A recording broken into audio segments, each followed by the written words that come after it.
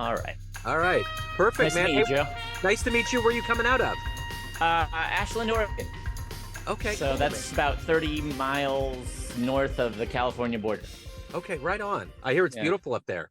it's beautiful. Yeah, I've been Yeah. here most of my life. I Okay. can't help. I can't escape. Yeah, no, you're locked in. I'm here in Kansas City, Missouri. So, Nice, but nice. yeah, I did that painting behind me. I've done visual arts for quite a Oh, while, so cool, I'm cool. looking forward to delving into your world of art. So I want to begin with living through a pandemic. How did you get through the last 3.5 years or so, and how has it changed you? I mean, for me, the pandemic was a sink or swim moment for sure. I was teaching an art class out of my studio, and I had galleries and everything basically, as you know. I mean, for many of us, that it just kind of closed. I couldn't teach, I couldn't show my work except online, and of course, that's what I ended up doing, and it was actually really transformational for me. I took my teaching program online. I'd been teaching for over, 25 years, 20 years teaching mostly, Um, and all of a sudden I had 150 students instead of 10. It was a really different experience. And it turned out that all of this time I had invested in communicating with people and, going through this process of art making. um, the tools were there, and so it was amazing. I wasn't Yeah. going to be able to feed my family. I was concerned that there was some I was going to have to go get a job or something horrible. So Yeah. Yeah, right. Exactly. yeah, yeah. So I know there's all of these things that go into you being an artist and teaching, but if we had to boil this down for third graders at career day to understand, and one of them asked you right now in this modern day of 2023, if they asked you, what do you do for a living? How would you answer them? um I think what it really comes down to is that my job is to look at the world with new eyes. So I think of third graders in a perfect position to do the work that I do. And that's like to look at it as if you've never seen it before, and appreciate it without bias, and come at it, um, and then tell your story. Put your, what are you getting from what you see? How do you, and then responding to it. So it's like this seeing, hopefully without, and we all have a lens that we look through, but trying to remove some of those veils and preconceived notions of how the world works, who we are in it. And then um, once you get an idea of where, what that is, responding to it. The art is my way of responding to the world around me. So when you were at that age, 10 or 11 years old, was your dream to be an artist? What was your dream then? Um, at 10 or 11, well, that would be like fifth grade. I know I got 11-year-old, so. Oh, okay. All right. So yeah, maybe 8 or 9, somewhere Yeah, in that ballpark. Yeah. yeah. I mean, at 8 or 9, I think it was. I was drawing. I drew all the time, and I did. I drew all the time. As a child, I was always drawing. Um, and then I think I remember in, maybe it was middle school, so that would have been sixth, seventh grade. There was this kind of shift in um, what was maybe possible. I started getting the messaging from my Midwest grandparents. They came from Manhattan, Kansas, and not indirectly, my parents were really supportive of the idea of the art journey, but it seemed maybe like that was something that an eighth or an 8-year-old would aspire to. And so there was a part of me. It was also the '80s, Yeah. so there was a part of me that wanted to be a stockbroker all of a sudden, Yep. something real. Yeah. uh which I've since discovered that the things that the stockbrokers do is a lot less grounded in reality, maybe than what I do. Yeah. I agree. So yeah, so there was a little time when I thought I might need to get a real job, and I hedged my bets. I thought maybe I'd be an architect, something with a little bit more not necessarily cachet, but respectability. And then that just kind of started to, it just never manifested. In high school, I went deeper into art. I started painting in the latter part of high school, and I think that just ruined it for me. Then I just was in. That was So it. so I mean, honestly, I've never been too divergent. I've um by the time I was 25, I was painting full time, and I never looked back. And before that, I never held a job for more than a year. So So what was the first painting you did where you were like, wow, this, I can sell this. This is I feel good about this. This is my life. I mean, there was inklings of that early on. The first painting I did in high school was with tempera paints. That's what they had, and it came out pretty well. It was a southern swampscape with reflections of the trees growing out of the water. And I thought, you know what? That's surprising.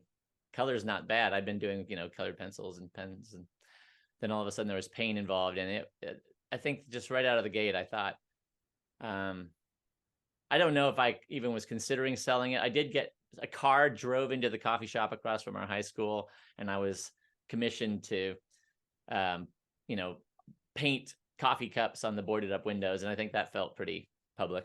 Yeah. Yeah, absolutely. It was early. Yeah, for sure. So let me ask you this. What's been your favorite art gallery or favorite collection that you've seen firsthand? Um, well, I mean, when you talk about firsthand collections, that's broad, but I love Chicago. The art is it the Art Institute of Chicago? It's Yeah. probably one of the best museums of the world. I just got back from the d'Orsay in Paris, and that's maybe better. Yeah. But but Chicago has some of my favorite artists in it, and so I mean, as far as I guess that's maybe a little too broad. Those are museums, but No, I'm that's what I'm really looking for. Yeah. okay. Yeah, I really like the post impressionists, Yeah. which are they're a rowdy kind of bunch. The impressionists, everything has a historical context, but impressionists were really breaking all of the rules. They were taking it out of the studio, and the technology of paint made it possible to paint outside, and that's exciting. But then the artists started making it personal. Yeah. And I guess that's what I relate to, is this idea that you're telling your own story, or seeing the world honestly, but also putting your personal spin on it. So who's been a hero for you in your life? Um, I think I think I'm a fan of the underdog. Um, I've listened to a couple of your podcasts, and you mentioned, the obvious, like Michael Jordan, is he's not an underdog, right? He was just Right. an alpha, but he started that way. He Yeah. started as the younger brother. That's not my heroes. My heroes are artists. I love Toulouse-Lautrec. I love Amy Winehouse. I love people who are honest and maybe suffer with that Yeah. a little bit. People who, I don't know if they, maybe people are more accepting, but they can't see it, that person, and so they go through life maybe with this kind of desire to share their story, but maybe there's this tendency to feel like they aren't listened to. I don't know. I'm Yeah. not sure what's going on with those types, but I think it's beautiful. Yeah, for sure. So if you can meet let's say this, if you could witness any artist in their natural element or even talk to them, who would you love to have been around? I mean, honestly, things change as you go through life. I have an 11-year-old daughter. I'm settled in. I'd probably rather meet Norman Rockwell now, just because he was a hardworking guy, and I really respect all of that drive. But I would love to meet Toulouse-Lautrec or Degas or some of these people in Paris at that time.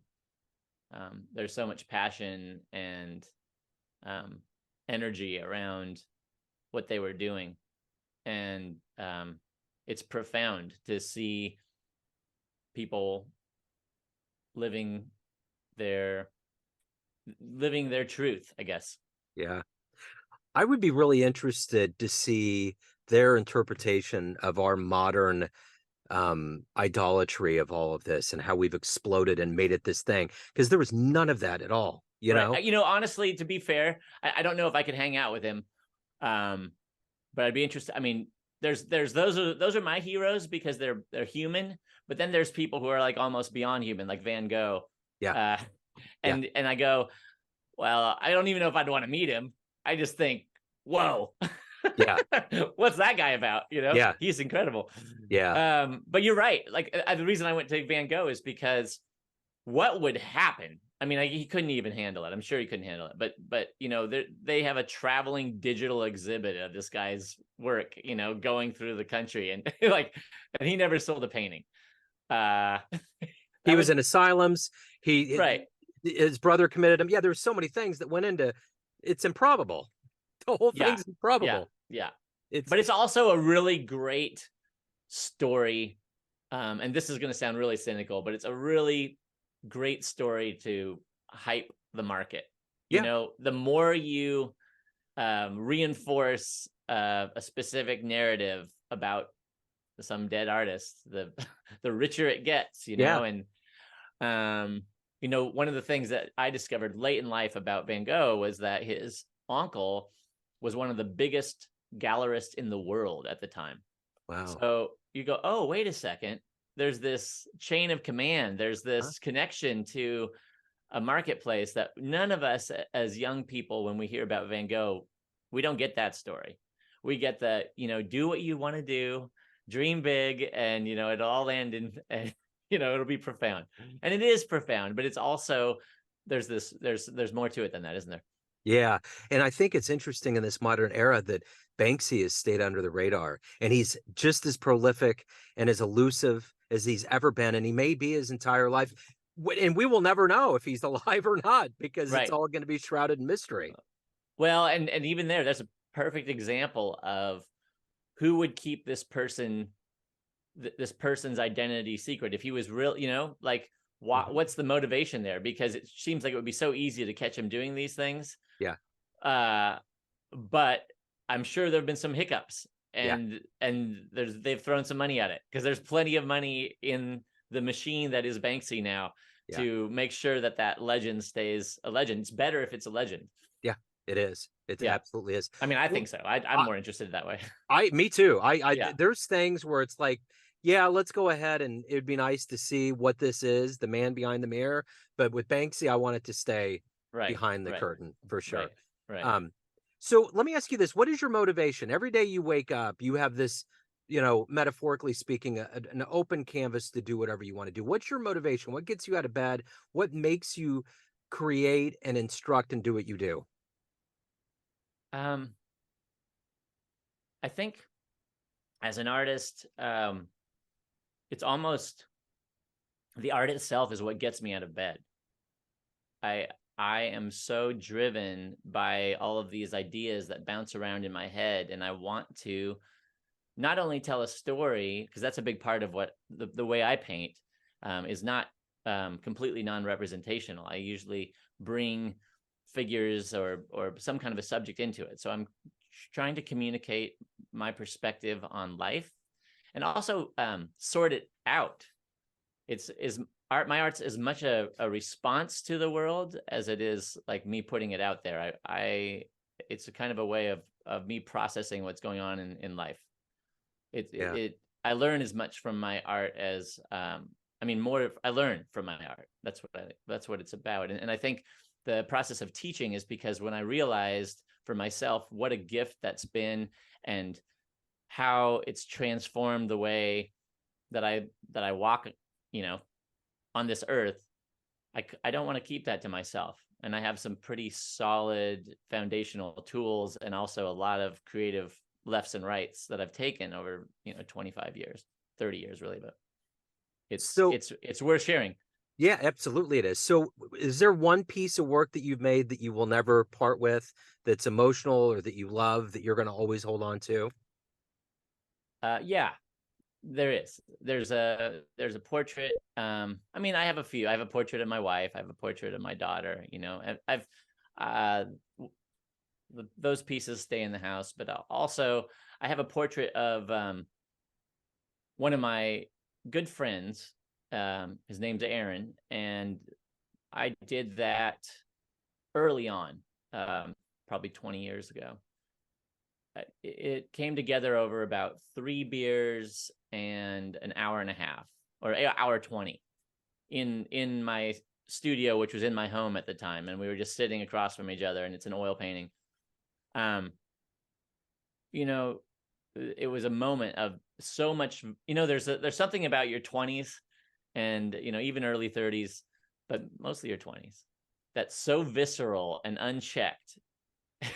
And you don't duplicate that energy. Yeah. It's even in painting, different times in your life bring about different elements and energies, and so there's something about the immediacy of it. I nailed it.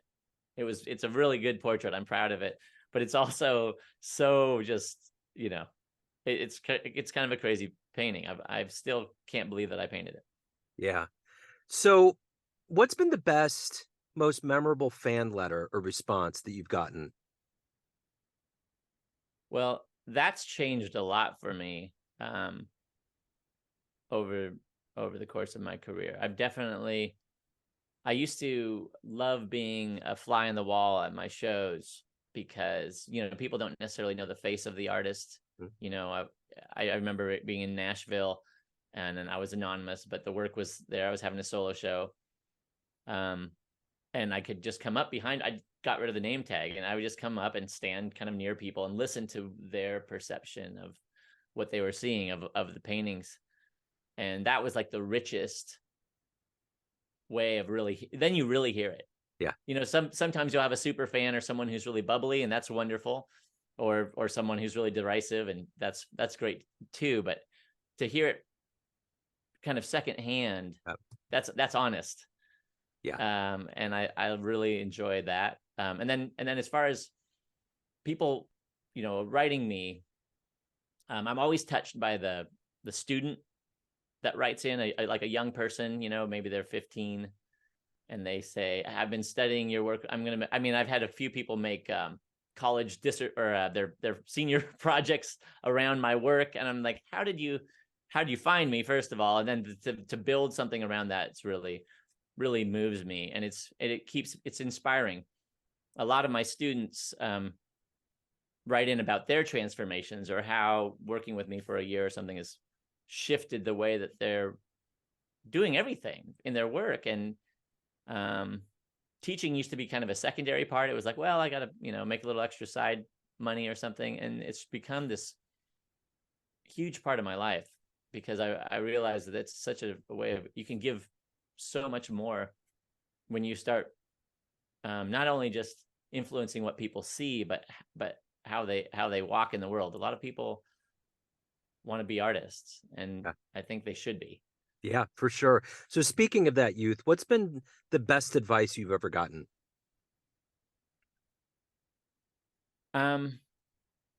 It's almost I think it's the advice I didn't get. Yeah. No one ever told me I couldn't. I was really fortunate that way. Yeah. And so I think by the time I realized that being an artist was, a professional full-time artist was almost impossible, it was too late. I was already there. Yeah. Yeah, that's Yeah. great. So let me ask you this one more question about youth. If you were to have a dream tonight and you ran into that very young version, senior and high school version of you, and you could give that version of you a piece of advice based on the wisdom you've gained so far in your life, what would you tell that young version of you? I haven't really made peace with that question yet. There's part of me that thinks that, it would have been good to go straight to New York or do the Ivy League thing, study harder, apply for those grants. But at this point in my life, I'm really thrilled by the path that has kind of unfolded. And I would say just keep going, trust yourself, and lay it down. Absolutely. Yeah. So besides your family, professionally speaking, what are you the proudest of that you've done? I think it's I hope it's what's coming next. I think that's I feel like that it's the only answer that an artist can ever really give. If I'm really proud of a lot of the work that I've put together, and then time goes by and it doesn't, it's not who I am anymore, and it's I really connect my work to myself. Some people say my work's not me, but I feel pretty personal about it. So I'm excited, for this journey. I want to see what I'm about to create. That's always where my head's at. That's a great answer. So everyone out there has a perception of you, your family, your friends, all your fans, students, but you run the show. What's your perception of you? Who do you think you are? I mean, I think I really do identify as an artist. I'm troubled and disgruntled. I'm also hardworking, but I don't think it's a clear path. I think there's a lot of gray in my walk. It's not I wouldn't say that I have this crystal vision of who I am. I'm always trying to learn and grow. Yeah. I don't think I have a really defined version of who that is yet. Okay. Yeah. So if anyone wants to get your artwork, find out about instruction, shows, anything about your world, where can they go? I mean, I think the best thing to do is check out 8 Paint, like the number 8 Paint. On Instagram, it's at 8 Paint or 8paint.net, 8paint.art. Either one of those will get you to my website where I teach. And then if you want to go see my art, artofgabriel.com is my art website. So 8 Paint. Right on. Art of Gabriel. Yeah. Cool. Gabriel, thank you so much for your time, man. Thank you for your story. Best of luck with everything. Yeah. Thank you. Thank you. Appreciate it. Take care.